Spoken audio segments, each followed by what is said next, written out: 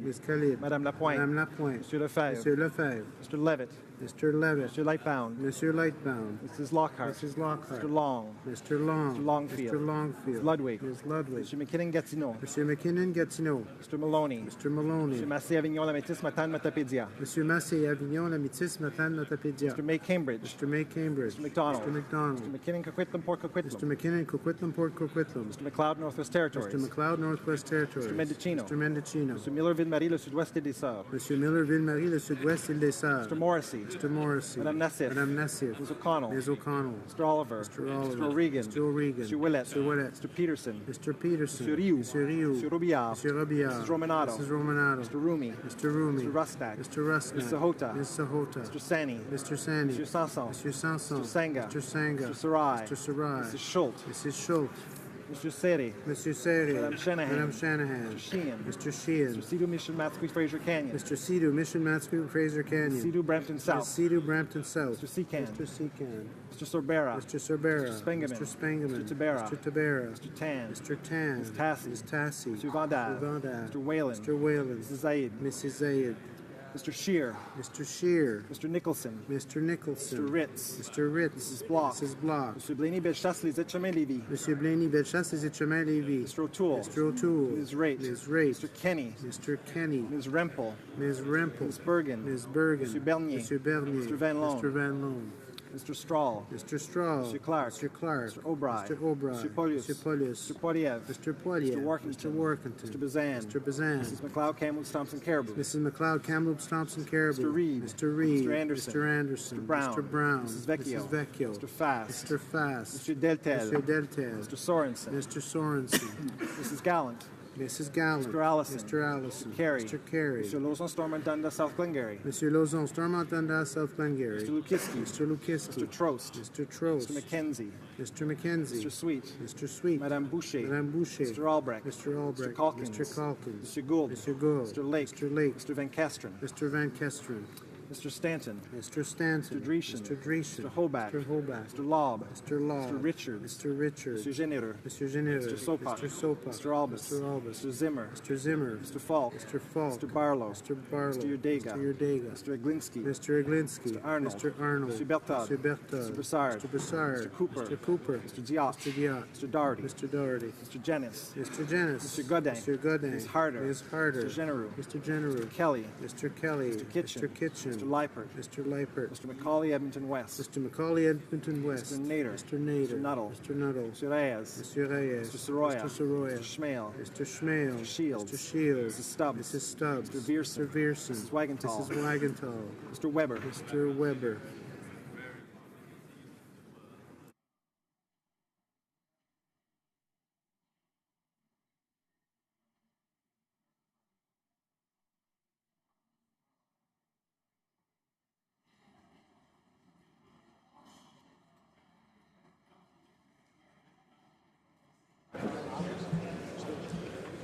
Yeas pour 54, 54. Nays contre 240, 240. I declare the amendment defeated. Orders of the day. Ordre du jour, ordre émanant du gouvernement. Orders of the day, government orders, government bills. Considération des motions. Consideration of Senate amendments to C-14, an act to amend the criminal code. Medical assistance in dying. Debate. Is the House ready for the question? Question is as follows. Shall I dispense?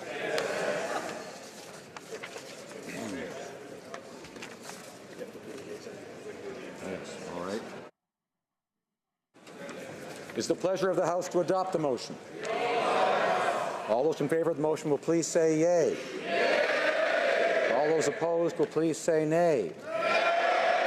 In my opinion, the yeas have it. All those in favor of the motion will please rise. Sorry. Hold on. Sorry. Call on the members. Call on the members. A little too soon.